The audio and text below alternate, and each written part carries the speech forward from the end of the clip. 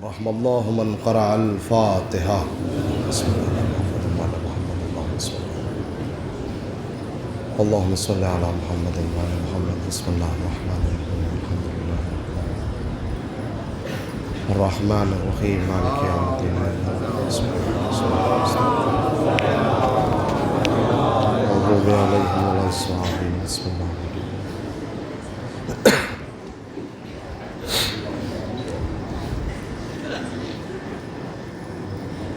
لا حول ولا قوة إلا بالله السميع العليم أعوذ بالله من الشيطان اللعين الرجيم بسم الله الرحمن الرحيم الحمد لله رب العالمين والعاقبة للمتقين والجنة للموحدين والنار للعاصين ثم الصلاة والسلام والتحية والإكرام على الرسول المسدد والمصطفى الأمجد أبي القاسم المصطفى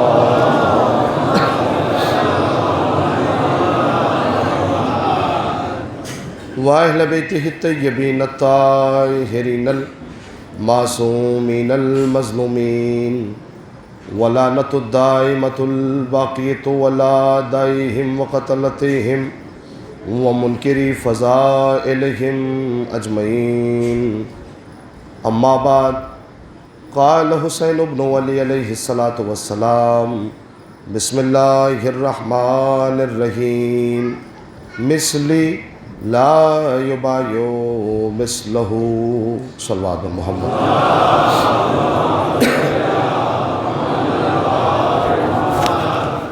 تمام مومنین کی خدمت میں گزارش ہے کہ ایک مرتبہ سورہ الحمد و 3 بار سورہ اخلاص کی تلاوت فرما کر سامنہ خاتون بنت لطف حسن صاحب کی ارواح کو ارسال فرما دیں۔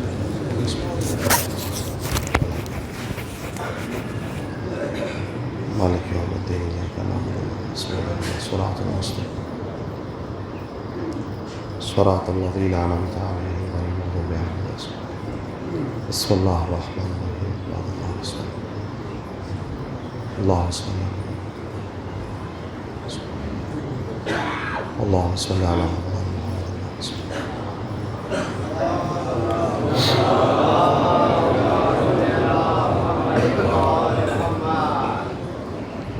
قابل قدر علماء کرام، بزرگان اور تمام نوجوان، تقریباً گفتگو اپنے آخری مراحل میں ہے۔ سرکار ابا عبداللہ امام حسین علیہ السلام کے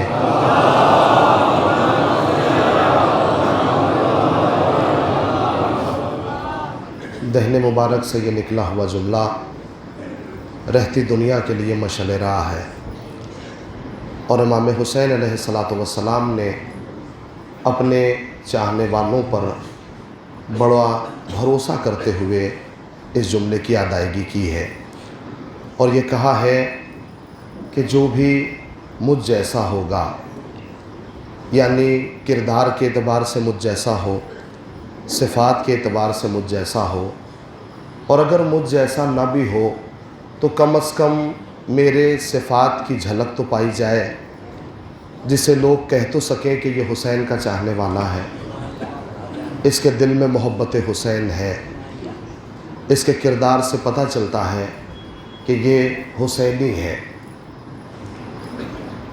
لوگوں نے ایک الزام لگایا اور کہا کہ حسین ابن علی کا کربلا جانے کا مقصد جو ہے وہ حکومت ہے۔ حسین ابن علی یہ چاہتے ہیں کہ کربلا جانے کا مقصد یہ تھا کہ حکومت کو حاصل کیا جائے۔ علماء کرام کی موجودگی ہے، میں اپنے گفتگو کو ان کے سائے میں پروان چڑھانا چاہتا ہوں۔ امام حسین کا مقصد یہ ہے کہ حکومت کو حاصل کیا جائے، اقتدار کو حاصل کیا جائے۔ میں ایک سوال اس باادب مجمع کے درمیان یہ کرنا چاہتا ہوں کہ امام حسین تو حکومت کی خواہش تب کرتے جب حسین کے بابا علی نے کبھی دنیا کی خواہش کی ہوتی؟ امام حسین تو دنیا کے پیچھے تب بھاگتے جب علی نے کبھی دنیا کی خواہش کی ہوتی۔ تو آئیے ذرا سا ہم نہج البلاغہ کا مطالعہ کریں اور دیکھیں کہ علی نے کبھی دنیا کی خواہش کیا کی۔ جب دنیا کی بات آئی تو مولا کائنات نے ارشاد فرمایا، یا دنیا غری غیری، اے دنیا جا غیر علی کو تلاش کر، علی تیرے بہکاوے میں نہیں آئے گا۔ یہ نہج البلاغہ کا بڑا قیمتی اور خوبصورت جو ہے وہ جملہ ہے، جا غیر علی کو تلاش کر، علی تیرے بہکاوے میں نہیں آئے گا۔ اور صرف اتنی بات نہیں کہی بلکہ مولا نے اس سے آگے بڑھ کے دنیا کی مذمت کی اور یہ کہا کہ انما الدنیا کمثل الحیہ، لوگوں دنیا کی مثال سانپ کی طریقے سے ہے، سانپ کی طریقے سے ہے۔ لیّن مسھا، نہج البلاغہ کے جملے ہیں، لیّن مسھا، جب آپ سانپ کو چھوئیے گا تو کتنا نرم و نازک ہوتا ہے، کتنا جاذب نظر ہوتا ہے۔ مولا نے دنیا کی مثال سانپ سے کیوں دی؟ کہا اس لیے کہ جب ایک چھوٹا سا بچہ جس کے اندر شعور نہیں پایا جاتا، جس کے اندر ادراک نہیں پایا جاتا، وہ سانپ کو حاصل کرنے کی کوشش کرتا ہے، وہ سانپ تک پہنچنے کی کوشش کرتا ہے، چونکہ اسے اس بات کا علم نہیں ہے کہ اس کے اندر زہر ہے۔ توجہ کیجیے گا، چونکہ اس بات کا علم نہیں ہے کہ اس کے اندر زہر ہے، اس کے اندر جو ہے وہ زہر کی کیفیت ہے۔ لہٰذا مولا نے کیا کہا، اگر تم باہوش ہو، عقل مند ہو تو کبھی بھی دنیا کو حاصل کرنے کی کوشش نہیں کرو گے۔ اور اتنے پہ مولا نے دنیا کی مذمت تمام نہیں کی۔ توجہ کیجیے گا، میں خاص طور سے اپنے نوجوانوں سے توجہ چاہ رہا ہوں۔ جب دنیا کی بات آئی تو میرے مولا نے آگے بڑھ کے آواز دی، انما الدنیا کمثل الحیہ، سانپ سے مثال دی دنیا کی۔ اگر ایک چھوٹا سا بچہ اس کے سامنے سانپ لا کے رکھا جائے تو وہ تو یہی سمجھے گا کہ شاید مجھے سلام کر رہا ہے، شاید میری خیریت پوچھنے کے لیے آیا ہے۔ لیکن ایک عقل مند آدمی، باہوش آدمی کہ جسے پتہ ہے کہ اس کے اندر زہر ہے، وہ کبھی حاصل کرنے کی کوشش کرے گا؟ کبھی حاصل کرنے کی کوشش نہیں کرے گا۔ لہٰذا میرے مولا نے کیا کہا، اگر تم باہوش ہو، عقل مند ہو تو پھر دنیا سے رابطہ کیوں برقرار ہے؟ تو پھر دنیا کی طرف مائل کیوں ہو؟ اس لیے کہ مولا نے دنیا کی مثال سانپ سے دی ہے۔ اور بات یہیں پہ تمام نہیں ہوئی، میرے مولا نے آگے بڑھ کے ایک جملہ کہا اور کہا کہ قد طلقتک ثلاثا، میں نے دنیا کو 3 مرتبہ طلاق دے دیا۔ کتنی بار؟ 3 مرتبہ طلاق دے دیا۔ اور جو صاحبان ادب بیٹھے ہوئے ہیں وہ جانتے ہیں کہ اگر کوئی کسی کو 3 طلاق دے دے تو دوبارہ اس تک رجوع نہیں کر سکتا۔ یہ جو ہے وہ مسئلہ ہے شریعت کا، اگر کوئی 3 طلاق دے دے تو دوبارہ رجوع نہیں کر سکتا۔ لوگوں نے الزام لگایا مولا حسین پر کہ حسین حکومت کو حاصل کرنا چاہتے ہیں، حسین اقتدار کو حاصل کرنا چاہتے ہیں۔ اور میرے مولا نے کیا کہا، قد طلقتک ثلاثا، میں نے دنیا کو 3 مرتبہ طلاق دے دیا، تو اگر کوئی کسی کو 3 طلاق دے دے تو دوبارہ رجوع نہیں کر سکتا۔ میرے عزیزوں، ہم تو شریعت اتنی جانتے ہیں، ہم اسلام اتنا جانتے ہیں، کیا شریعتوں کے خالق حسین یہ نہیں جانتے تھے جس دنیا کو میرے بابا طلاق دے چکے ہیں میں اسے اپنانے کی کوشش کیوں کروں؟ متوجہ ہیں آپ حضرات؟ جس دنیا کو میرے بابا طلاق دے چکے ہیں میں اسے اپنانے کی کوشش نہیں کروں گا۔ میرے عزیزوں، بات جب دنیا کی آتی ہے نا، دل لگائیے گا، بات جب دنیا کی آتی ہے تو ذرا سا دنیا میں اتر کے دیکھیے۔ میں یہ باتیں کیوں کہہ رہا ہوں آپ سے؟ چونکہ بڑے رموز ہیں اس کے اندر۔ ہم دنیا کے سلسلے میں، ہم یعنی میں اپنی بات کہہ رہا ہوں، ہم دنیا کے سلسلے میں اتنے گمراہ ہو گئے ہیں اور اتنی ہماری آنکھیں بند ہو گئی ہیں۔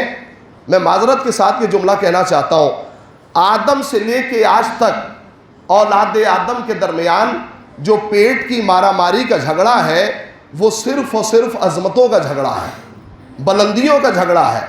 ہر انسان یہ چاہتا ہے کہ وہ باعظمت سمجھا جائے، ہر انسان یہ چاہتا ہے کہ وہ باشرف سمجھا جائے، انسان یہ چاہتا ہے کہ اگر چوراہے پہ کسی کا نام لیا جاتا ہو تو فقط اس کا نام ہو، لوگوں کی نگاہوں کا مرکز اگر کوئی ذات بنے تو فقط اس کی ذات ہو۔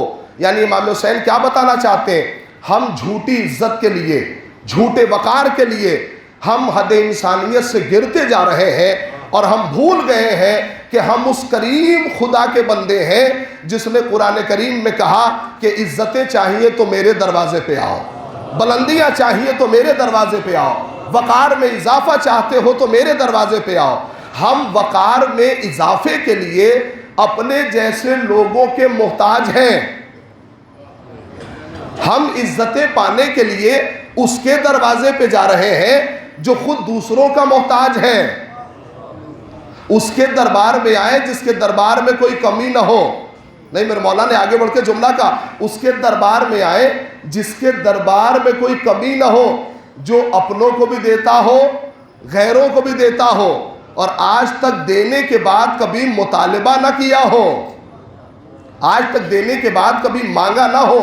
میرے عزیزو، اس دنیا کے حالات یہ ہیں، اگر نہج البلاغہ پہ پکی نگاہ ہے، اس دنیا کے حالات یہ ہیں کہ ہماری نگاہ میں اگر دنیا سے کوئی جاتا ہے اور اگر کچھ چھوڑ کے دنیا میں جا رہا ہے تو ہم یہ سمجھتے ہیں کامیاب زندگی گزار کے جا رہا ہے، اگر کچھ چھوڑ کے دنیا میں گیا ہے تو ہم یہ سمجھتے ہیں کہ بڑی معتبر زندگی گزار کے گیا ہے۔ میرے کہنے کا مقصد کیا ہے؟ یعنی اگر ہمارے بعد پراپرٹی ہے، بینک بیلنس ہے، ہمارے دروازے پہ 2-4 قسم کی گاڑیاں لگی ہیں تو ہم یہ سمجھتے ہیں کہ بڑی معتبر زندگی گزار رہے ہیں، لیکن ہم یہ بھول جاتے ہیں کہ انسان کو مشکل دونوں طرف ہوتی ہے۔ بھئی یہاں والے پوچھتے ہیں کہ کیا چھوڑ کے گیا ہے، اور وہاں والے پوچھتے ہیں کہ کیا لے کے آیا ہے۔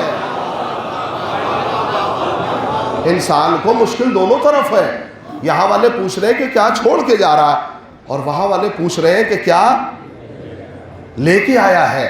تو لہٰذا دنیا میں اتنے غرق نہ ہو جائیں، دعاؤں کا سلیقہ بتایا گیا ہے۔ آپ اور خاص طور سے اربعین قریب ہے نا، کبھی زیارت اربعین کو اٹھا کے پڑھیے، انشاءاللہ سلسلہ میں آپ کے حوالے کروں گا۔ جب بات اللہ کے قریب جانے کی آتی ہے تو اس کا بھی اہل بیت اطہار نے سلیقہ بتایا ہے، انسانوں کو ڈھنگ بتایا ہے۔ کہا تمہیں اللہ کے قریب کیسے جانا ہے؟ کہا سنو، پروردگار عالم کے قریب جا کے اللہ سے یہ دعا کرو، پروردگار تو نے ہی تو قرآن میں کہا ہے کہ خلق الانسان ضعیفا، ہم نے انسان کو ضعیف پیدا کیا ہے، کمزور پیدا کیا ہے، تو پروردگار جتنے ضعیف ہیں وہ بزرگوں کے سامنے دامن مراد پھیلاتے ہیں۔ کیسے دعا کرنی ہے؟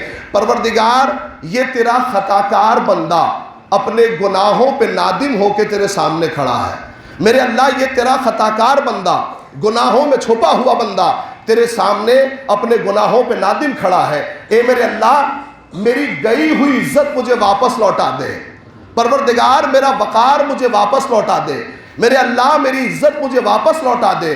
خدا کی قسم اگر انسان ایسے اپنے اللہ کی بارگاہ میں جاتا ہے تو میرا یقین کہتا ہے کہ ابھی سر سجدے سے نہیں اٹھے گا کہ کوئی سلمان کہہ کے پکارے گا، کوئی ابوذر کہہ کے سلام کرے گا، لیکن شرط یہ ہے کہ جیسے خدا نے کہا، جیسے اللہ نے کہا ویسے اس کے قریب جانا ہے، جیسے اللہ ہمیں قریب بلانا چاہتا ہے ویسے اس کے قریب جانا ہے۔ میرے عزیزوں، ہم فضیلتوں کے سلسلے میں اپنے نوجوانوں سے خاص توجہ چاہ رہا ہوں، خاص طور سے جو یوتھ ہے اس سے توجہ چاہ رہا ہوں، ہم فضیلتوں کے سلسلے میں اس کا دروازہ کھٹکھٹاتے ہیں جو خود دوسروں کا محتاج ہے، اس کے دربار میں آنے کی کوشش نہیں کرتے جو اپنوں کو بھی دے رہا ہے اور غیروں کو بھی دے رہا، اور جس کے ہم خدا نہ خواستہ مقروض ہو گئے اس کا کمال یہ ہے کہ وہ یہ سوچتا ہے کہ جب تک میرا قرض اتر نہیں جاتا سامنے والا مجھے سلام بھی کرتا رہے، میری خیریت بھی پوچھتا رہے۔ تو میرے عزیزوں، ہم اگر کسی اور کے مقروض ہیں تو اس کا کمال یہ ہے کہ وہ چاہتا ہے کہ ہماری خیریتیں پوچھی جائیں، تو اس سے کیوں نہ مانگا جائے جس نے کبھی دینے کے بعد مطالبہ نہ کیا ہو؟ اس سے کیوں نہ مانگا جائے جس نے دینے کے بعد کبھی مطالبہ نہیں کیا؟ خدا کی قسم یاد رکھیے گا، ہم عزتوں کے لیے ایسے لوگوں کے دروازوں کو کھٹکھٹا رہے ہیں جو خود دوسروں کے محتاج ہیں۔ اگر خدا کسی کو عزت دے وہ ہمیشہ کے لیے عزتدار ہو جاتا ہے، خدا کسی کو ذلیل کرے وہ ہمیشہ کے لیے ذلیل ہو کے رہ جاتا ہے۔ اور ایک جملہ میں پڑھے لکھے مجموعوں کے درمیان کہنا چاہ رہا ہوں، میرے عزیزوں جملے کی قدر کیجئے گا، خاص طور سے اپنے نوجوان بھائیوں سے، نوجوان دوستوں سے۔ اگر خدا کسی کو عزت دینا چاہے اور پوری کائنات بھی مل کے اسے ذلیل کرنا چاہے تو نہیں کر سکتی۔ نہیں، معرفت میں ڈوبا ہوا بہت بڑا جملہ ہے۔ اگر خدا کسی کو عزت دینا چاہے، پوری کائنات کا بھی ارادہ ہو کہ اسے ذلیل کر دے تو اسے ذلیل نہیں کر سکتا، لیکن اگر خدا کسی کو ذلیل کرنا چاہے، اگر خدا کسی کو ذلیل کرنا چاہے تو پوری کائنات بھی مل کے چاہے نا کہ اسے عزت دے دے تو وہ عزت والا نہیں ہو سکتا، چونکہ عزتیں اللہ کے ہاتھ میں ہیں، بلندیاں اللہ کے ہاتھ میں ہیں۔ وہ جسے چاہتا ہے عزتوں سے نوازتا ہے، وہ جسے چاہتا ہے عزتوں سے نوازتا ہے۔ میں لفاظی نہیں کر رہا ہوں، آپ ذرا تاریخ اسلام اٹھا کے دیکھیں، علماء کرام کے سلسلے سے گفتگو معتبر ہو گئی، تاریخ اسلام اٹھا کے دیکھیں، اللہ نے جسے عزت سے نوازا وہ ہمیشہ کے لیے عزتدار ہو گیا، جسے ذلیل کیا وہ ہمیشہ کے لیے ذلیل ہو گیا۔ اللہ نے محمد کو عزت سے نوازا، محمد کل بھی عزت والے تھے، آج بھی عزت والے ہیں۔ ابو جہل کو ذلیل کیا، وہ کل بھی ذلیل تھا اور آج بھی ذلیل ہے۔ آپ تاریخ اسلام کے یہ سارے جو ہے وہ نمونے ہیں۔ پروردگار عالم نے علی کو عزت سے نوازا، علی کل بھی عزت والے تھے، آج بھی عزت والے ہیں۔ دشمنان علی کو ذلیل کیا، وہ آج بھی ذلیل ہیں۔ نہیں، اس سے آگے کی بات سنیے، اللہ نے زہرا کو عزت سے نوازا، زہرا کل بھی عزت والی تھی، آج بھی عزت والی ہیں۔ دشمنوں کو ذلیل کیا، وہ آج بھی ذلیل ہیں۔ نہیں، اللہ نے حسین کو عزت سے نوازا، حسین کل بھی عزت والے تھے، آج بھی عزت والے ہیں۔ یزید کو ذلیل کیا، وہ کل بھی ذلیل تھا اور آج بھی ذلیل ہے۔ نہیں، ذرا سا میں اماموں کی بات نہیں کر رہا ہوں، اللہ نے حسینیوں کو عزت سے نوازا، حسینی کل بھی عزت والے تھے، آج بھی عزت والے ہیں۔ یزیدیوں کو اتنا ذلیل کر دیا کہ آج کوئی نام لینے والا نہیں ہے۔ ایک صلوات پڑھ دے مل کے محمد والا۔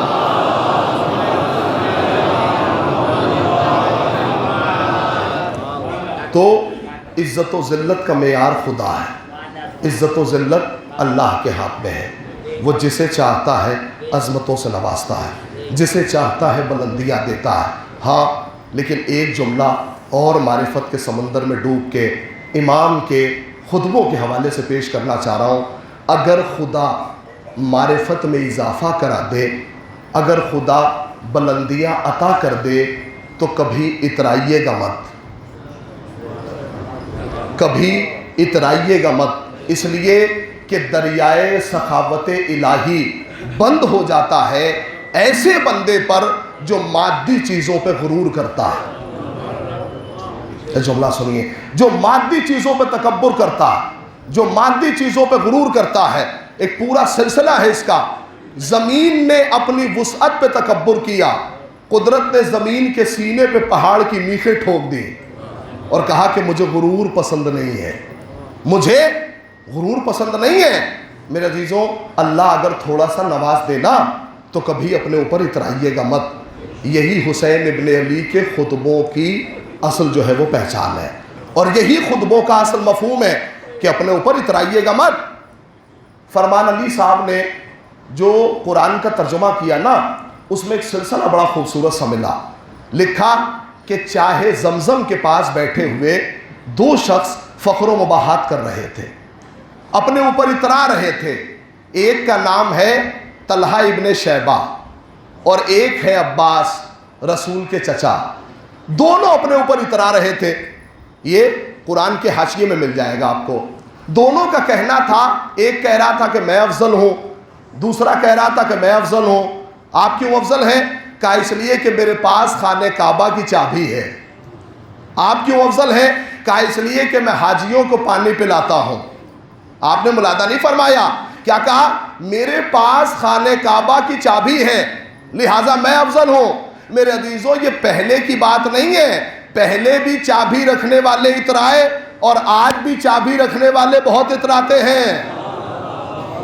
یہ بات پہلے کی نہیں، آج بھی یہی سلسلہ ہے. پہلے بھی لوگ بہت اترائے، آج بھی بہت اترا رہے ہیں. کہنے لگے میرے پاس خانہ کعبہ کی چابی ہے لہٰذا میں افضل ہوں. دونوں کے درمیان بحث ہو رہی تھی.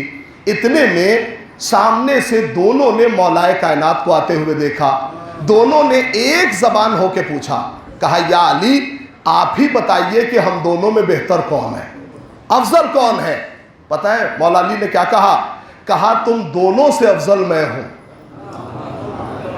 توجہ فرمائیے گا، تم دونوں سے بہتر میں ہوں، افضل میں ہوں.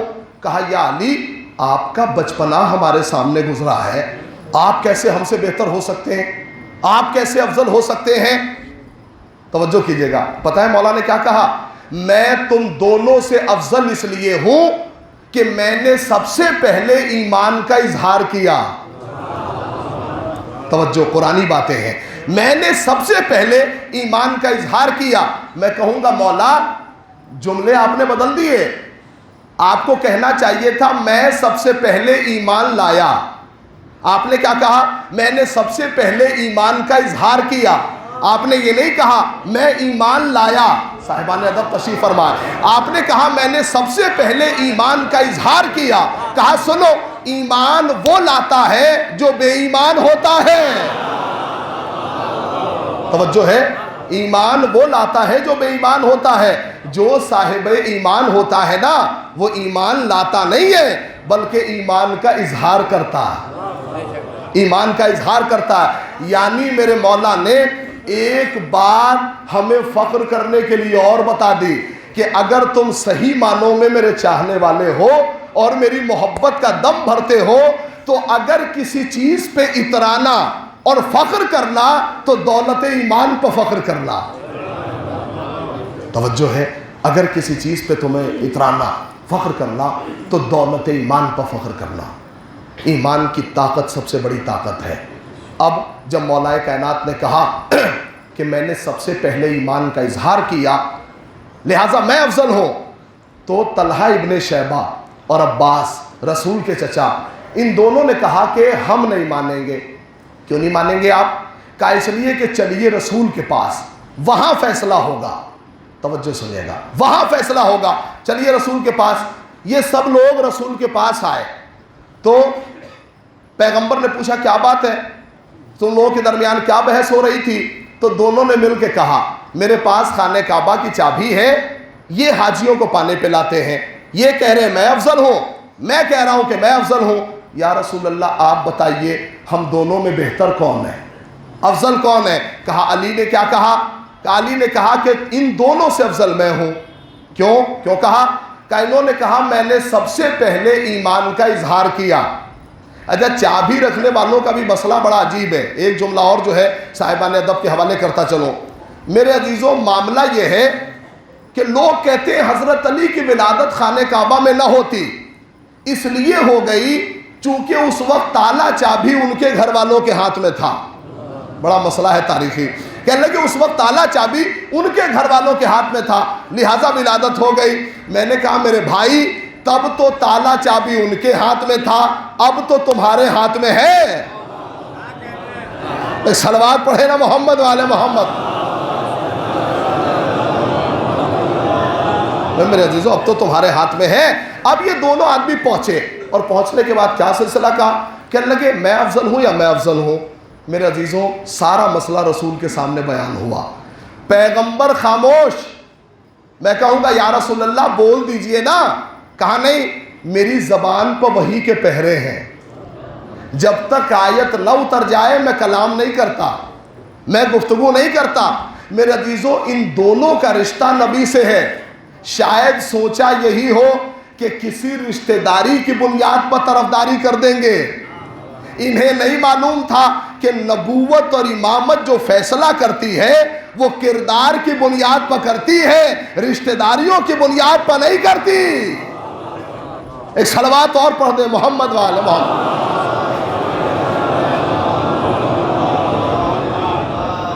توجہ آپ حضرات کی۔ اب پیغمبر بڑا خاموش، یا رسول اللہ بول دیجئے نا، کہانی میری زبان پہ وحی کے پہرے ہیں۔ اب آیت کیا آئی؟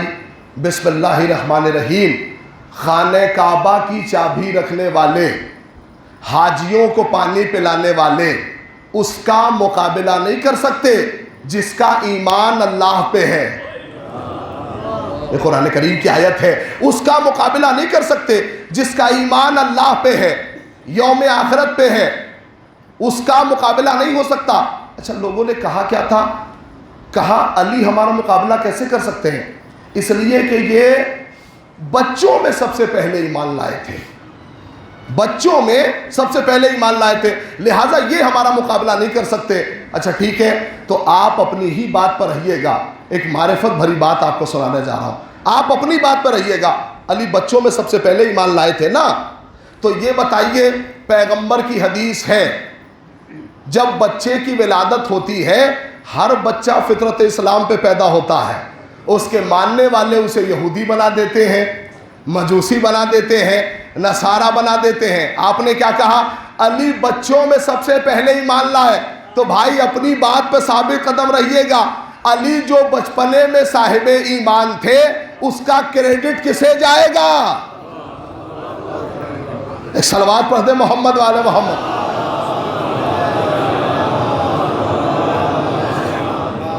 تو لہٰذا دین کو اگر سمجھنا ہے تو دولت ایمان کے ذریعے سے سمجھنا ہے، ایمان کے ذریعے سے دین سمجھ میں آئے گا۔ دین کو سمجھنا چاہتے ہیں؟ دین کہتے کسے ہیں؟ دو لوگوں سے روایت ہے، ایک پیغمبر اکرم سے روایت ہے اور دوسری امام جعفر صادق علیہ السلام سے۔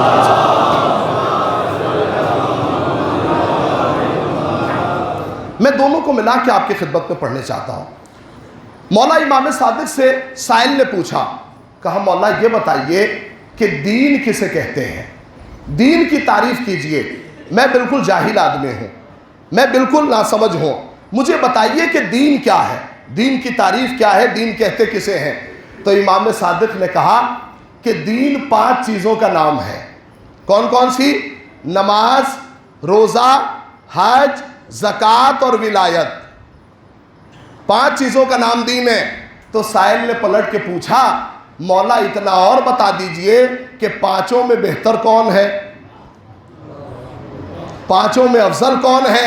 میرے عزیزو، سائل جتنی چالاکی سے اس نے کام لیا، مولا نے اتنا معرفت بھرا جواب دیا۔ کہا دین 5 چیزوں کا نام، نماز، روزہ، حج، زکوٰۃ اور ولایت۔ کہا مولا 5 میں بہتر کون ہے، افضل کون ہے؟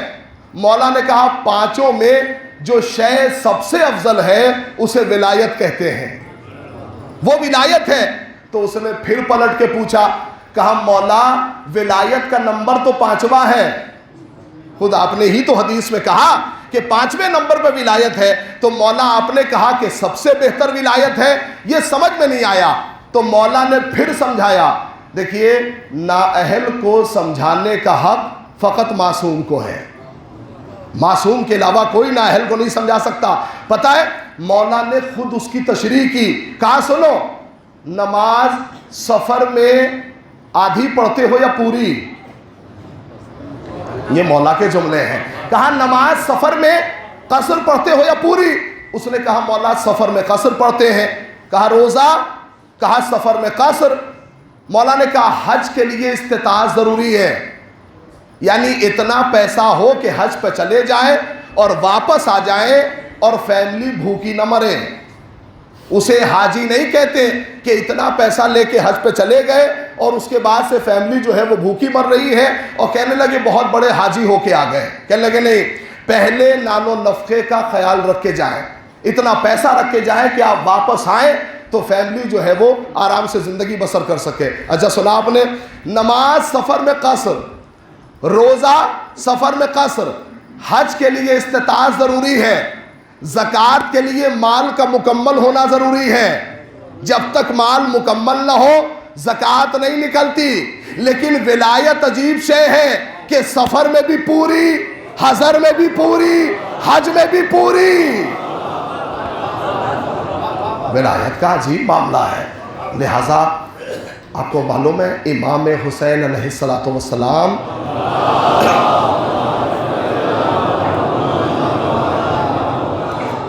امام حسین کربلا میں اسی ولایت کو پہچانوانا چاہتے تھے۔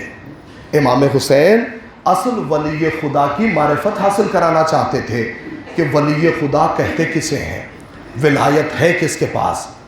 میرے عزیزوں، آخری مرحلہ ہے لیکن بڑی توجہ سے سنیے گا۔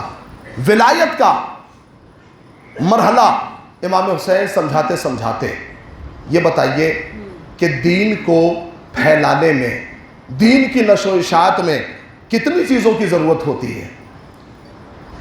دین کو پھیلانے میں کچھ چیزیں شرط ہیں، جیسے مسجد، امام جماعت، مجلات، رسالے، کتاب۔ ان چیزوں کا دین کے پھیلانے میں بہت بڑا ہاتھ ہے، بہت ضروری ہے۔ ان چیزوں کے ذریعے سے دین پھیلتا ہے۔ لیکن یہ بتائیے کہ کربلا کے بعد تو کچھ نہیں بچا نا، کوئی ایسا سسٹم نہیں ہے، کوئی ایسا سلسلہ نہیں ہے، لیکن پھر بھی کربلا کیسے محفوظ رہ گئی؟ بھائی کچھ بھی تو کربلا کے بعد نہیں ہے، سب کچھ ختم ہو گیا، لیکن پھر بھی کربلا کیسے محفوظ رہ گئی؟ تو کربلا کے محفوظ ہونے کے لیے آئیے ان کے پاس چلے جو اصل وارث کربلا ہیں کہ انہوں نے کربلا کو بچایا کیسے ہے۔ تو وارث کربلا ہیں دو، ایک سید سجاد اور ایک جناب زینب۔ یہ دو شخصیتیں بتائیں گی کہ کربلا محفوظ کیسے ہے، چونکہ ہر راستہ کربلا میں ختم ہو گیا، امام حسین شہید ہو گئے، سب کچھ ختم ہو گیا، لیکن پھر بھی کربلا خود زندہ نہیں ہے، بلکہ جو کربلا سے منسلک ہو رہا ہے اسے کربلا درس حیات بانٹ رہی ہے۔ جو کربلا سے رابطہ برقرار کر رہا ہے، منسلک ہونا چاہ رہا ہے، اسے بھی کربلا درس حیات بانٹ رہی ہے۔ تو آئیے ذرا پوچھا جائے کہ کیسے کربلا محفوظ ہوئی۔ امام سجاد علیہ السلام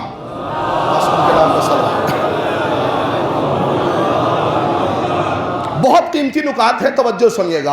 امام سجاد نے کیسے کربلا کو بچایا؟ کربلا کے بعد مسلسل جب بھی پانی آیا، توجہ سنیے گا، جب بھی پانی آیا تو امام سجاد نے گریہ کیا، اور صرف گریہ نہیں کیا بلکہ امام سجاد یہی کہتے رہے کہ میرے بابا کو بھوکا پیاسا شہید کیا گیا۔ مفہوم کو سمجھیے گا، مفہوم کو سمجھیے گا۔ یعنی امام سجاد نے 35 سال تک کربلا کے بعد صرف گریہ نہیں کیا بلکہ لوگوں کو اپنے بابا کے قاتل کا نام بتایا۔ توجہ سنیے، اپنے بابا کے قاتل کا نام بتایا۔ یعنی میرے عزیزو، امام سجاد نے کربلا سے ایک پیغام اور دیا کہ عزاداری میں صرف رونا جو ہے وہ عزاداری کو بڑھاوا نہیں دیتا، صرف گریے سے عزاداری نہیں بڑھتی، بلکہ وارث کا باشعور ہونا بہت ضروری ہے۔ جو وارث ہے، جو وراثت کو پائے ہوا ہے، اس کا باشعور ہونا بہت ضروری ہے۔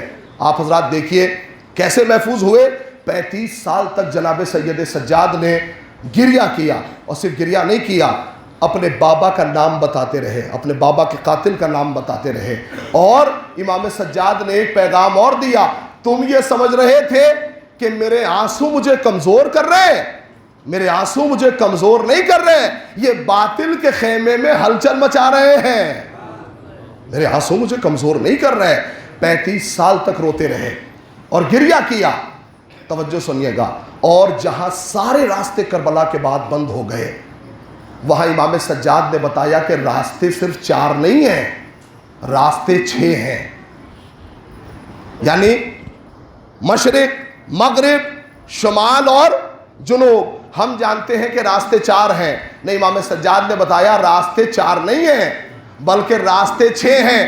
تم سارے راستوں کو بند کر دو گے، ہم تنہائی میں اللہ سے گفتگو کریں گے۔ لہذا راستے بتائے امام سجاد نے، بڑی محنتیں کی ہیں۔ آپ سوچ سکتے ہیں کہ کربلا کے بعد امام سجاد کا یہ جملہ ہے کہ اگر 20-25 آدمی بھی میرے پاس ہوتے نا تو میں قیام کر دیتا، اور امام سجاد کے بعد پانچویں امام کا زمانہ کتنا جلدی آیا. اس کے بعد امام صادق کا زمانہ. آپ کو معلوم ہے کربلا میں امام سجاد کہہ رہے ہیں اگر 20 آدمی ہوتے تو میں قیام کر دیتا, اور امام صادق کے درس میں 4000 شاگرد آ رہے ہیں. آپ دیکھ رہے ہیں کتنی جلدی امام سجاد نے زمینہ فراہم کیا, کیسے جو ہے وہ کربلا کو زندہ کر دیا, کیسے دین کو بچا دیا. بڑا عجیب سسٹم ہے, اسے سمجھنا ہوگا. میرے عزیزوں, امام سجاد نے سب سے اچھا راستہ دعا کا راستہ بتایا. کہا کہ دیکھو اگر سارے راستے بند ہو جائیں نا تو انسان اپنے خالق سے راز و نیاز کیسے کرتا ہے. توجہ سنیے گا.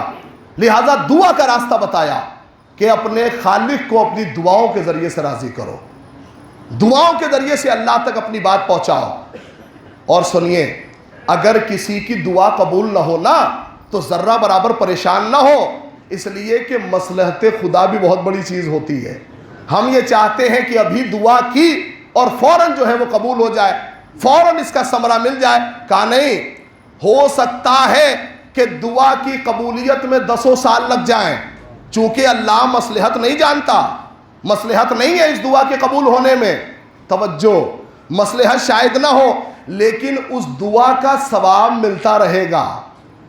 جو دعا آپ کر رہے ہیں نا اس کا ثواب مستقل آپ کو ملتا رہے گا, اس میں ذرہ برابر کمی نہیں ہوگی.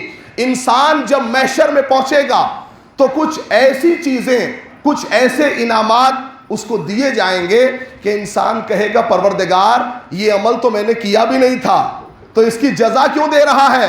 تو آواز قدرت آئے گی, یہ ان اعمال کا ثواب ہے جو دعائیں تیری قبول نہیں ہو سکی تھیں. دنیا میں جو دعا قبول نہیں ہو سکی تھی تو انسان اس پہ یہ کہے گا اے پروردگار کاش میری دنیا میں ایک بھی دعا قبول نہ ہوئی ہوتی, میں یہ سارے اعمال کا مستحق ہو جاتا. توجہ ہے.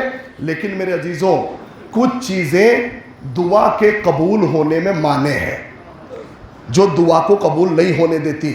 الذنوب التی ترد الدعا, وہ گناہ انسان کے جو دعا کو قبول نہیں ہونے دیتے.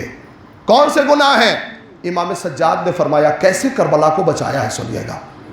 امام سجاد نے فرمایا کہ سب سے پہلے جو چیزیں دعا کی قبولیت میں شرط ہیں اس میں سب سے پہلی چیز کا نام ہے انسان کی نیت صاف ہو. نیت صاف ہو. اگر کسی کی نیت صاف نہیں ہے نا تو اس کی دعا قبول نہیں ہوگی, اس کی دعا قبول نہیں ہوگی. مولا عزاداری میں نیت کا صاف ہونا کسے کہتے ہیں؟ کہنے لگے نیت اچھی ہو. عزاداری میں اسے کیسے پیادہ کریں گے؟ کہنے لگے عزاداری میں مطلب یہ ہے کہ بھائی فلاں کی مجلس خراب ہو جائے, ہماری مجلس اچھی ہو جائے, فلاں کا ذکر خراب ہو جائے, ہمارا ذکر اچھا ہو جائے. کہنے لگے نہیں, نیت صاف ہو, نیت پاک و پاکیزہ ہو, تب جا کے دعا قبول ہوگی. اور ایک سلسلہ اور مولا نے بتایا, کہا سنو دعاؤں کی قبولیت میں سب سے پہلی چیز یہ ہے کہ اپنے برادر دینی سے نفاق کا دور کرنا. یعنی منافقت سے بھی دعا قبول نہیں ہوتی. اگر نفاق دور ہے تو پھر دعائیں قبول ہوتی ہیں. نفاق کا مطلب کیا ہے آپ مجھ سے بہتر جانتے ہیں, یعنی ظاہر کچھ اور ہو باطن کچھ اور ہو. بھائی ایک بات تو سمجھ میں آ گئی کہ منافقوں کی دعا قبول نہیں ہوتی. ایک جملہ تو واضح ہو گیا کہ جس کے دل میں نفاق ہے اس کی دعا کبھی قبول نہیں ہوتی. تو اب اگر کوئی منافق کسی کے حق میں بد دعا کرے تو گھبرائیے گا مت. میں کچھ کہہ رہا ہوں, اگر کوئی منافق کسی کے حق میں بد دعا کرے تو گھبرائیے گا مت. بھائی جس کی دعا قبول نہیں ہے اس کی بد دعا کیا قبول ہوگی؟ ایک صلوات پڑھ دے مومنین محمد والے محمد.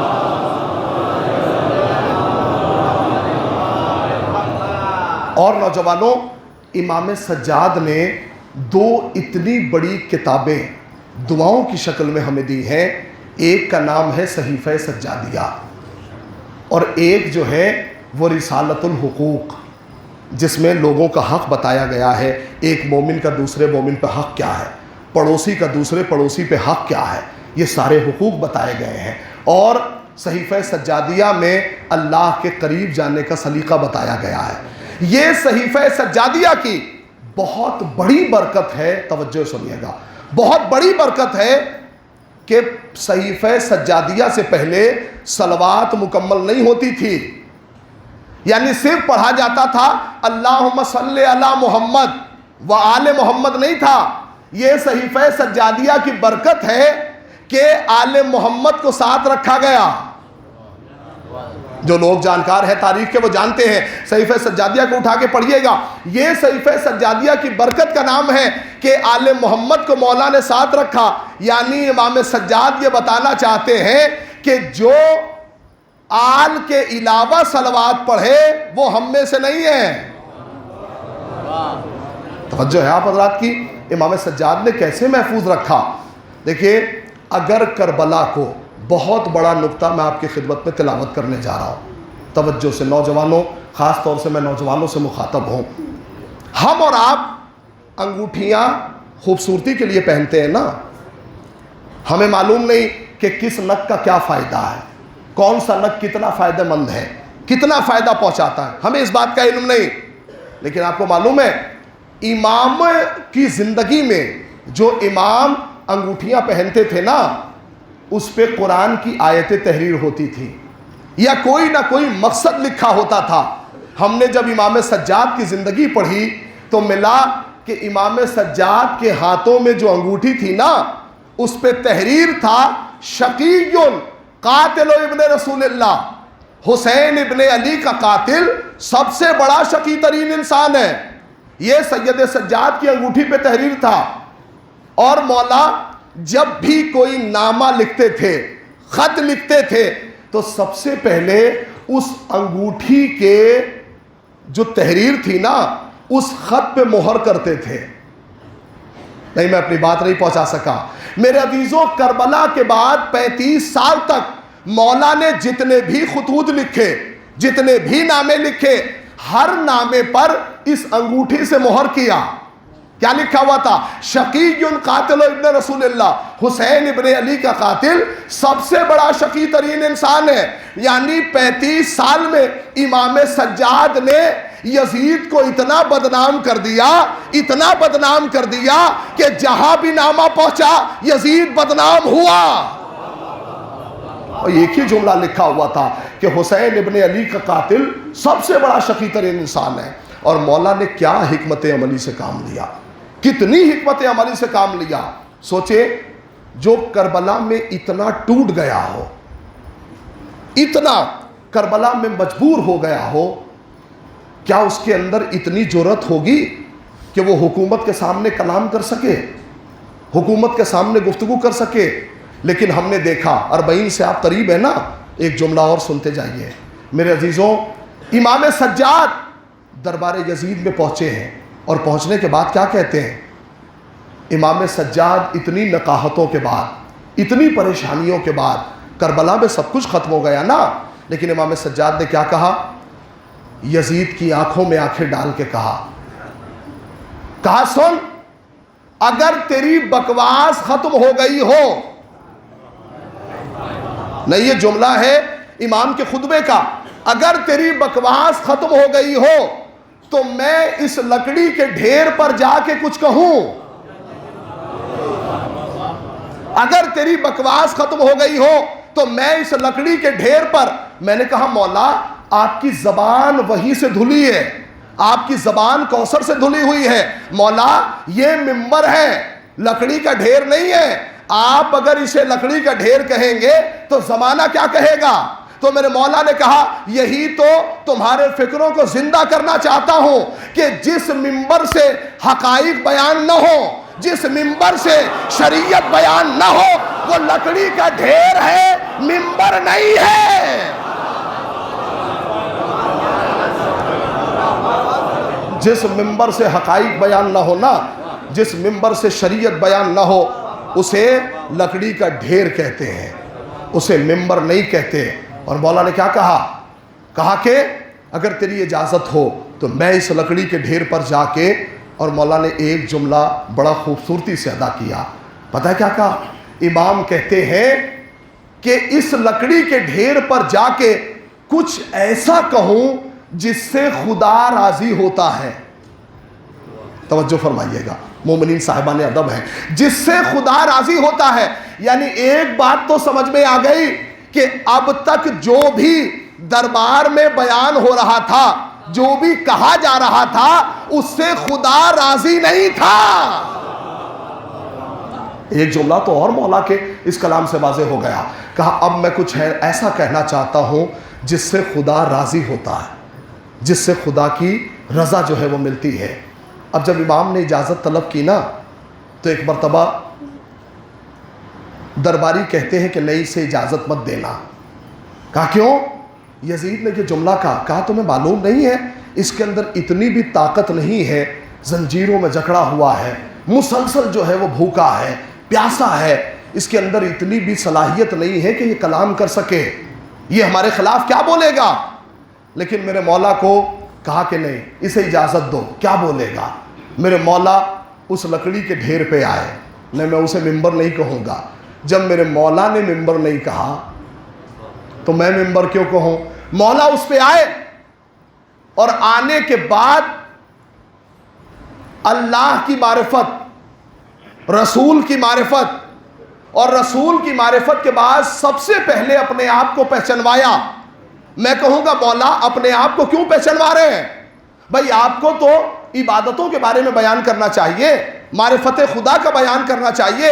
کہا نہیں، یہ اللہ کو جانتے ہیں، رسول کو پہچانتے ہیں، ان کے اندر سب سے بڑی کمی یہی ہے کہ یہ ہمیں نہیں جانتے، یہ ہمیں نہیں پہچانتے. لہٰذا ان کو اپنی معرفت کرانا بہت ضروری ہے، اپنی معرفت کرانا بہت ضروری ہے. مولا نے اپنی معرفت کے بعد سب سے پہلے اس منبر پر مولائے کائنات کے فضائل پڑھے، مولائے کائنات کی فضیلتیں بیان کی. خدا کی قسم جس منبر پر کبھی علی کے فضائل نہ پڑھے گئے ہوں، اس منبر پر علی علی کا نعرہ بلند ہو گیا. عجیب تاریخ ہے، اس منبر پر علی علی کا نعرہ بلند ہو گیا. میں کہوں گا مومنو تھوڑا انتظار اور کر لیجئے، تھوڑا انتظار اور کر لیجئے. دنیا کے ہر منبر پر وہ دور آنے والا ہے کہ علی علی کا نعرہ بلند ہوگا. نعرہ حیدری. لہذا میرے عزیزوں اصل وارث بتائیں گے کہ کربلا کو بچایا کیسے ہے، کربلا کو محفوظ کیسے رکھا ہے. سوچیں جو بالکل ٹوٹ گیا ہو، کربلا میں اتنا پریشان، اتنی مصیبت زدہ کہ بچے بھوکے، اسیر کر لیا گیا خواتین کو. اس کے باوجود بھی میرے عزیزوں سید سجاد لوگوں کو دین بتاتے رہے، دین سے آشنا کراتے رہے. کہا دیکھو ہم سے جو وعدہ کیا گیا ہے دین کا، عالم ارواح میں ہم سے وعدہ لیا گیا ہے، ہم اس دین کو محفوظ رکھیں گے. میرے عزیزوں 40 ہے، کل روز 40 ہے. خاص طور سے میں نوجوانوں سے گزارش کر رہا ہوں آخر میں کہ اعمال 40 کو فراموش نہ کیجیے گا. اہل بیت کا صحیح معنوں میں چاہنے والا وہی ہے کہ جو اہل بیت کی سنتا ہو. لہٰذا اعمال 40 کو فراموش مت کیجیے گا. زیارت 40، نمازیں، غسل، یہ ساری چیزیں روز 40 اہتمام کیجیے گا. میں نے بالکل آپ کی زحمت تمام کی. میرے عزیزوں کس کا چہلم ہے؟ اس کا چہلم جس کا چہلم کربلا میں منایا نہیں گیا. خدا کی قسم اگر حسین کے بچوں کو کھل کے رونے دیا گیا ہوتا تو ہم اتنا نہ روتے. ہم اتنا اس لیے رو رہے ہیں کہ حسین کے بچے موجود تھے لیکن رونے نہیں دیا جاتا تھا. سکینہ روتی تھی تو تماچے لگائے جاتے تھے، عابد بیمار روتے تھے تو تازیانے لگائے جاتے تھے. آپ نے بہت اچھا سنا، میں آپ کا شکر گزار ہوں، میں آپ کا شکریہ ادا کر رہا ہوں، لیکن مصائب کا شکریہ میں نہیں ادا کروں گا. مصائب کا شکریہ ادا کرنے کے لیے پہلو شکستہ شہزادی فرش عزا پہ ہے، مصائب کا شکریہ وہ ادا کریں گی۔ اللہ آپ سب کو حسین کے چاہنے والوں میں شمار کرے۔ میرے عزیزوں، یہ گریہ بہت بڑی طاقت کا نام ہے، آنسو بہت بڑی طاقت کا نام ہے۔ میں نے مجلس بالکل تمام کر دی، آپ سب رونے کے لیے آمادہ ہیں۔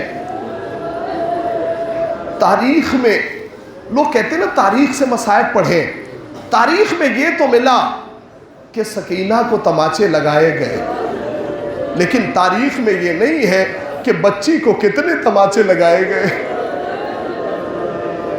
تاریخ میں اتنا لکھا ہوا ہے کہ سید سجاد کو تازیانے لگے، لیکن جب تازیانے لگے تو سید سجاد کی کیا کیفیت تھی۔ یہ جملہ تاریخ میں ضرور ہے کہ سکینہ کے کانوں سے گوشوارے چھینے گئے، لیکن کسی تاریخ میں یہ نہیں ہے کہ جب بچی کے کانوں سے گوشوارے اتارے گئے تو کانوں کی لویں کیسے پھٹ گئی۔ اللہ آپ کو کوئی غم نہ دے سوائے غم مظلوم کربلا۔ ایک مرتبہ جو زیارت پہ نہیں جا سکا، پروردگار اسے مولا حسین کی زیارت نصیب فرما۔ اے میرے مولا، جو زیارت پہ گئے ہیں انہیں بار بار جو ہے وہ زیارت نصیب فرما۔ آپ امام سید سجاد کے حوالے سے گفتگو سن رہے تھے نا، میں ایک بات آپ حضرات سے اپنے جملے میں یہ کہنا چاہتا ہوں۔ میرے عزیزوں، سید سجاد سے جب بھی پوچھا جاتا تھا نا مولا سب سے زیادہ اذیت کہاں ہوئی، مولا سب سے زیادہ مشکل کہاں ہوئی، تو سید سجاد ایک ہی جملہ کہتے تھے، الشام الشام الشام۔ کہا مولا بار بار شام کا نام کیوں لیتے ہیں؟ کہا اس لیے کہ شام میں اتنے مظالم ہوئے ہیں، اتنے مظالم ہوئے ہیں کہ ہم برداشت ہم سے نہیں ہو رہا تھا، اتنے مظالم ہوئے کہ ہم پر صدقے کی کھجوریں پھینکی جاتی تھی۔ مصائب سننے اور سنانے کی چیز نہیں ہے، مصائب احساس کا نام ہے۔ مصائب احساس کی دنیا میں میرے ساتھ آئیے۔ میرے عزیزوں، سید سجاد نے ایک جملہ کہا، جب بھی امام سجاد سے پوچھا جاتا تھا کہ سب سے زیادہ مصائب کہاں پڑے تو امام کہتے تھے الشام، اور جب زینب سے پوچھا جاتا تھا کہ سب سے زیادہ مصائب کہاں پڑے تو جناب زینب کہتی تھی الکوفہ۔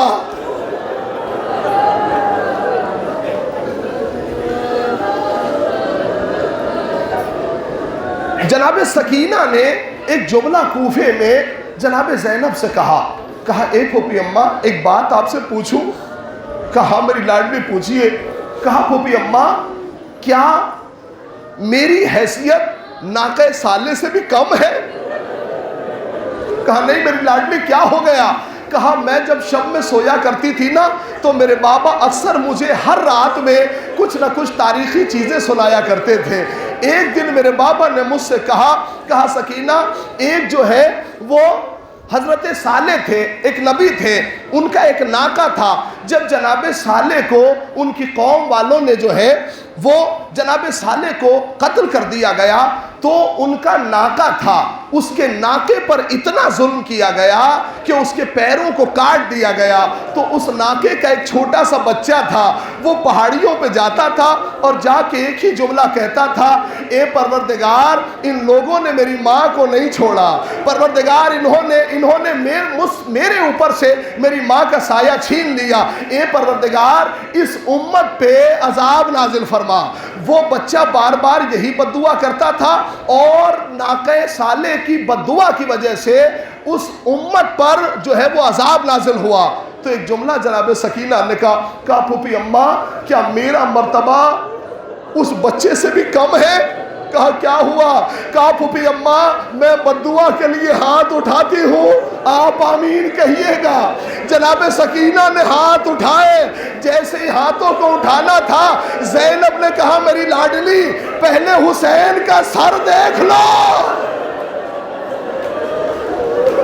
اللہ ان آوازوں پر رحمت نازل فرمائے۔ اللہ آپ کو کوئی غم نہ دے سوائے غم مظلوم کربلا کے۔ کہا حسین کا سر دیکھ لو۔ حسین کی کیفیت یہ ہے آنکھوں سے اشک جاری ہے، آنکھوں سے اشک جاری ہے۔ میری لاڈلی بددعا مت کرنا، بددعا مت کرنا۔ میرے عزیزو، امام سجاد کو سب سے زیادہ مصیبتیں شام میں ہوئی ہیں۔ امام سجاد بار بار یہ جملہ کیوں کہہ رہے تھے شام؟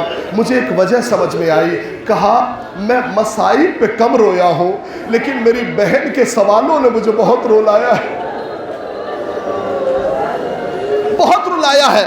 اس لیے کہ دربار میں، زندان میں بار بار سکینہ یہی پوچھتی تھی، میرے عزیزو اربعین کے لیے آپ آمادہ ہیں نا؟ زیارت اربعین پڑھیں گے، ایک جملہ سنتے جائیے۔ کہا کہ بھیا یہ پرندے کہاں کو جاتے ہیں، یہ پرندے کہاں اڑ کے جا رہے ہیں؟ تو سید سجاد یہی کہتے تھے، یہ اپنے اپنے آشیانوں کو جا رہے ہیں، یہ اپنے اپنے گھروں کو جا رہے ہیں۔ تو بچی رو کے پوچھتی تھی، اے بھیا کیا ہمیں بھی وطن جانا نصیب ہوگا؟ کیا ہمیں بھی وطن جانا نصیب ہوگا؟ سید سجاد نے کہا میں تھک کے راہ شام میں بیٹھا ہوا تھا، میری بہن میرے قریب آئی، آنے کے بعد اس نے پوچھا، کہا بھیا اتنا بتائیے کہ کبھی آپ ایسے پیروں کو پھیلا کے نہیں بیٹھے؟ کہا نہیں سکینہ، میری کیفیت یہ ہے کہ جب میں اتنا چلا ہوں کہ میرے پیروں میں چھالا پڑ گیا، اس چھالے میں کانٹے پڑے ہوئے ہیں۔ جب جناب سکینہ نے یہ جملہ سنا نا، پیار سے بیٹھ کے اپنے بھائی کے چھالے کے کانٹوں کو نکالنے لگی۔ سید سجاد کہتے ہیں میں اپنے بہن کی محبت نہیں بھول سکتا۔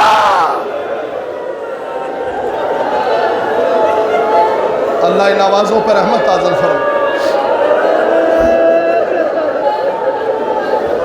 اللہ آپ کو کوئی غم نہ دے سوائے غم مظلوم کربلا کے۔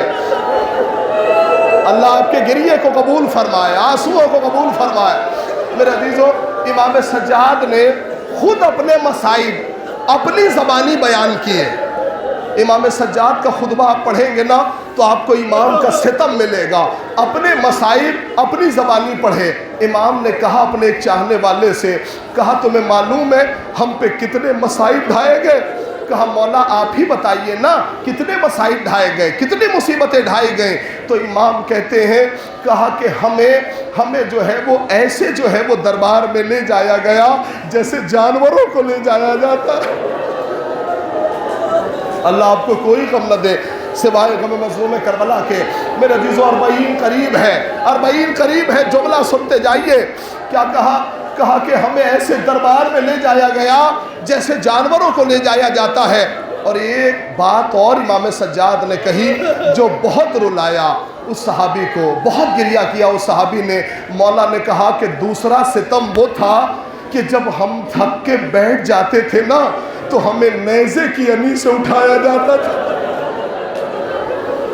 اللہ آپ کو کوئی غم نہ دے سوائے غم مظلوم کربلا کے، ہمیں نیزے کی انی سے اٹھایا جاتا تھا۔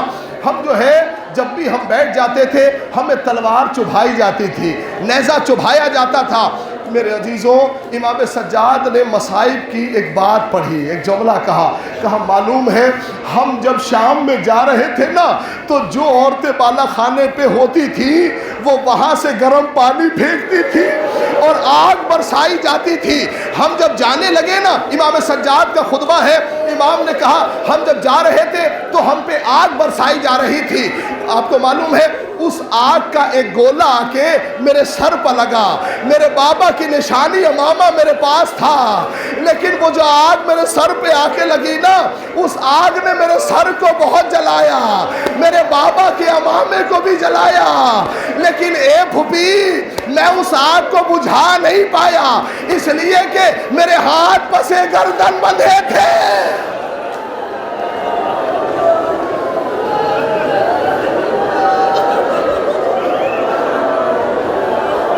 مسائب تمام ہو رہے ہیں، مسائب تمام ہو رہے ہیں روز اربعین، اس لیے میں نے ایک جملے کا اضافہ کر دیا۔ میرے عزیزوں، قافلہ رہا ہو رہا ہے نا، قافلہ رہا ہو رہا ہے۔ سید سجاد کو یزید نے کہا اے سید سجاد ہم تمہیں رہا کرتے ہیں، چاہے تم یہاں رہو یا تم مدینے چلے جاؤ۔ دیکھیے رونے کے لیے مصائب پڑھنے کی ضرورت نہیں ہوتی، رونے کے لیے نام حسین کافی ہے۔ کیا کہا تم یہاں رہو یا مدینے چلے جاؤ، ہم تمہیں رہا کرتے ہیں۔ سید سجاد نے کہا نہیں، پہلے میں اپنی پھوپھی سے پوچھوں گا، پہلے پھوپھی سے معلوم کروں گا، تب جا کے جو ہے وہ ہم یہاں سے جائیں گے۔ زینب نے کہا اے سید سجاد، ہم جب سے کربلا کے بعد آئے ہیں نا، ہم کھل کے رو نہیں سکے ہیں، جب بھی روتے ہیں تو تازیانے مارے جاتے ہیں۔ سب سے پہلے یزید سے کہو ایک مکان خالی کرائے، ہم اس میں حسین کا ماتم کرنا چاہتے ہیں، حسین پر رونا چاہتے ہیں، اور ہمارا لٹا ہوا سامان واپس کر دے۔ میرے عزیزوں، سارا لٹا ہوا سامان آنے لگا، سر آئے، حسین کا سر آیا، زینب نے آگے بڑھ کے لے لیا، عباس کا سر آیا، بیویوں نے آگے بڑھ کے لے لیا، میرے عزیزوں قاسم کا سر آیا، بیویوں نے آگے بڑھ کے لے لیا، لیکن آخر میں دو ایسے سر آئے کہ جن کا لینے والا کوئی نہ تھا۔ ایک مرتبہ شام کی عورتوں نے کہا کہ یہ چاند سے چہرے جب مارے گئے ہو نا تو ان کی ماں دنیا میں زندہ نہ ہو۔ اللہ ان آوازوں پر رحمت نازل فرما۔ جب یہ بچے مارے گئے ہوں تو ان کی ماں زندہ نہ ہو۔ تو میرے عزیزوں، جناب زینب آگے بڑھی، ایک جملہ کہا، اچھے شام کی عورتوں تم نے انصاف نہیں کیا، یہ میرے بچے ہیں، لیکن یہ بتاؤ میں حسین کا ماتم کروں یا اپنے بچوں کا ماتم کروں؟ میں نے مسائل تمام کر دیے، آپ رو چکے، اللہ آپ کے گریے کو قبول فرمائے، آنسوؤں کو قبول فرمائے، آپ رو چکے۔ میرے استاد محترم ایک جملے کو آ کے یہاں پہ پڑھا کرتے تھے کہ سید سجاد جیسی پہنچے، ہاتھوں کی ہتکڑیاں اتار لی گئیں، پیروں کی بیڑیاں اتار لی گئیں، گلے کا طوق خاردار اتار لیا گیا۔ اب آپ سوچیں، جس زینب نے سید سجاد کو 11 محرم سے لے کے اب تک طوق و زنجیر میں دیکھا ہو، جب اس نے دیکھا ہوگا کہ سید سجاد آئے ہیں، طوق اتار لیا گیا، زنجیر اتار لی گئی، تو زینب نے ایک مرتبہ باہیں ڈالی سید سجاد کے گلے میں۔ جیسے ہی باہیں ڈالی نا، سید سجاد نے ایک چیخ ماری، اے پھوپھی اماں، ارے گلے کے زخم ابھی ویسے ہی ہرے ہیں۔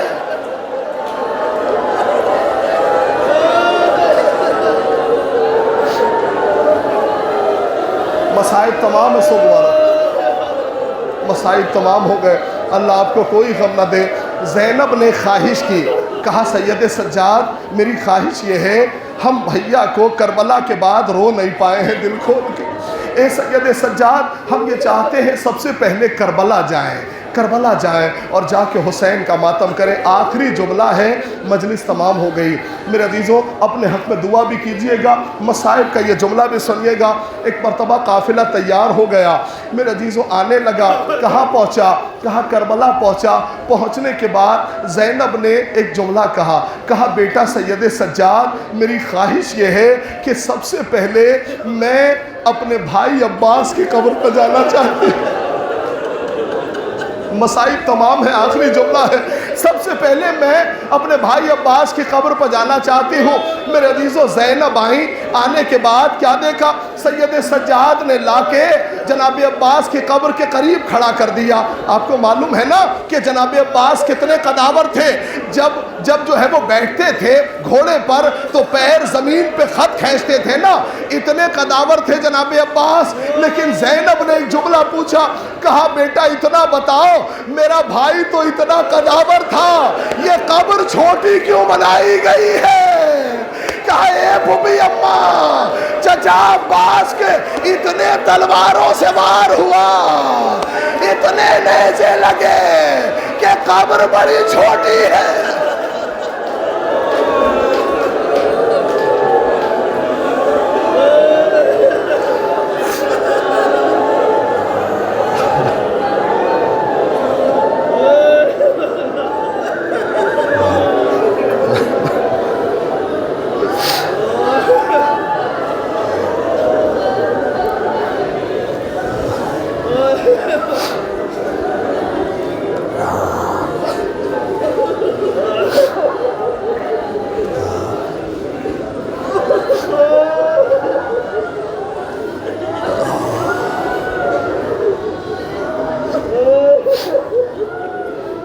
انا للہ و انا الیہ راجعون، رضا بقضائہ و تسلیما لامرہ۔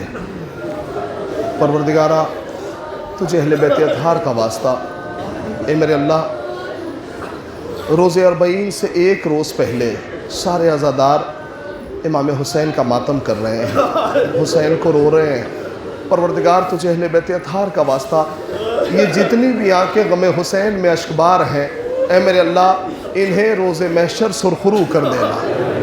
परवरदिगार तुझे अहले बैत अतहार का वास्ता, मेरे अल्लाह, जो भी मोमिनीन फ़र्श अज़ा पे अगर कोई अपनी दिली तमन्ना को लेके आए हैं, तो परवरदिगार इमाम हुसैन का वास्ता कि उन्हें उनकी दिली मुराद को पूरा फरमा। मेरे अल्लाह, चूँकि जब लोग फ़र्श अज़ा पे आते हैं तो ख़ास तौर से मेरे अज़ीज़ों, अगर कोई अपनी दुआओं को ले रहा, कोई अपनी हाजतों को लेके आ रहा है, तो इमाम हुसैन से कैसा उसका राबिता है ये वो ख़ुद जानता है, उसे कोई और नहीं बयान कर सकता। परवरदिगार तुझे वास्ता है हुसैन इब्न अली का, तुझे वास्ता है अहले बैत अतहार का। अगर कोई मकरूज़ बैठा हुआ है इस मजमे में, जहाँ तक देख पा रहा हूँ, अगर कोई मकरूज़ है तो उसके कर्ज़ को गैब से अदा फरमा। परवरदिगार अगर कोई बे औलाद है, तुझे वास्ता है जनाब अली असग़र का कि उसे साहिब औलाद बना दे। मैं जब भी दुआओं की बात आती है तो दुआओं के लिए वास्ता देता हूँ। कहीं भी मजलिसें पढ़ने जाता हूँ तो मैं कोशिश करता हूँ कि वास्ते के ज़रिए से दुआ की जाए। लिहाजा एक वास्ता मैं आपकी खिदमत में देना चाहता हूँ। अभी आपने मसाइब में सुना ना कि जनाब सकीना ये पूछती थी बार बार, जब भी परिंदों को देखती थी तो पूछती थी, जनाब ज़ैनब से भी पूछती थी, सैयद सज्जाद से भी पूछती थी, ए फूफी अम्मा ये परिंदे कहाँ जा रहे हैं? तो कहती थी ना जनाब ज़ैनब ये अपने अपने आशियानों को जा रहे हैं। तो जनाब सकीना एक ही जुमला बार बार कहती थी, कहा फूफी अम्मा क्या हम भी कभी वतन जा पाएंगे? फूफी अम्मा क्या हमें भी कभी वतन जाना नसीब होगा? क्या हम भी जा पाएंगे? मेरे अजीज़ों, एक एहसास कराना चाहता हूँ मैं आपको, उस एहसास के ज़रिए से दुआ कराऊँगा। एक सिर्फ एहसास, एक जुमले में। आप कहीं अपने छोटे बच्चों को कहीं अपनी रिश्तेदारी में लेके जाएं, अगर उसका वहाँ दिल लग जाता है, अगर वहाँ उसे माहौल पसंद आता है, तो कभी अपने घर जाने की तमन्ना नहीं करता, नहीं कहता कि मुझे घर जाना है। लेकिन अगर वहाँ उसे अज़ियत हो,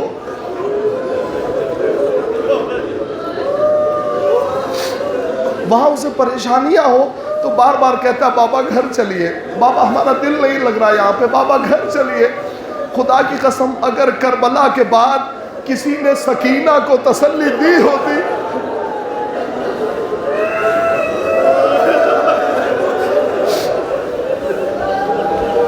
किसी ने अगर सकीना को दिलासा दिया होता, बच्ची को प्यार किया होता, तो कभी सकीना वतन जाने की तमन्ना न करती, कभी बेटी वतन जाने की तमन्ना न करती। बच्चे बड़े हसास होते हैं, अगर कोई वाक़या बच्चों के सामने पेश आता है ना तो भूल नहीं पाते, वो ज़िंदगी भर उन्हें एहसास जो है वो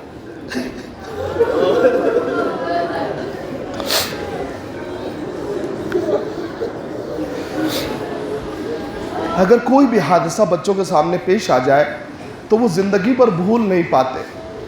बार बार जनाब सकीना यही देखती थी कि मुझे पानी मिलता नहीं है, मेरे सामने पानी बहा दिया जाता है, मेरे सामने पानी गिरा दिया जाता है।